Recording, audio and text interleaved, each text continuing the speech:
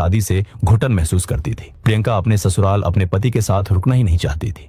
जहां एक तरफ देवकृष्ण अपनी पत्नी से प्यार करता था, वहीं प्रियंका अपने पति से उतनी ही नफरत करती थी। प्रियंका हर रोज देवकृष्ण के साथ झगड़े करती थी।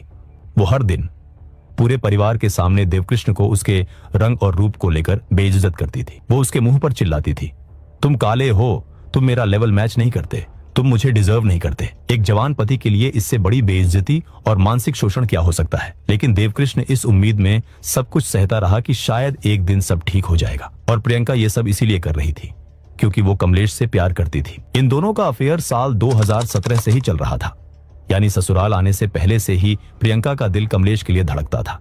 यही नहीं, कमलेश भी इतना निडर और बेशरम था कि वो अक्सर देवकृष्ण के घर के बाहर से गुजरता था और प्रियंका खिड़की पर घंटों खड़ी होकर उसे निहारती रहती थी।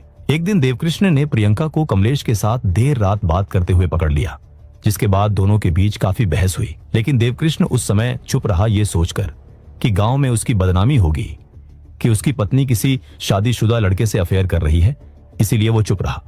यही नहीं, इसके बाद प्रियंका पूरे 2.5 साल अपने मायके में ही रही।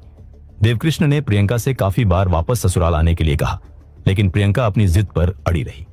फिर जाके एक दिन प्रियंका ने देवकृष्ण से कहा कि वो एक ही शर्त पर वापस आएगी, अगर वो उसकी जिंदगी में टांग नहीं अड़ाएगा, उसे फोन इस्तेमाल करने पर नहीं टोकेगा, वो जिधर जाना चाहती है उधर जाने दिया जाएगा। देवकृष्ण ने अपने दिल पर पत्थर रखकर प्रियंका की इस बात को मान लिया। और वो ये सब इसीलिए करता है क्योंकि आस-पास गांव वाले लोग देवकृष्ण से सवाल कर रहे थे कि उसकी बीवी यहां ससुराल में क्यों नहीं रहती। अपनी इज्जत बचाने के लिए वो प्रियंका की इन शर्तों को मान लेता है। लेकिन ये प्रियंका की सिर्फ एक सोची समझी चाल थी।